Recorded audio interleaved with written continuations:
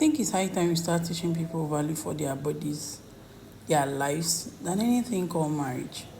Yeah, because I don't really understand where this audacity should be coming from either of the parties, be it the man or the woman. Marriage is sacred. It's sacred, for crying out loud, my people.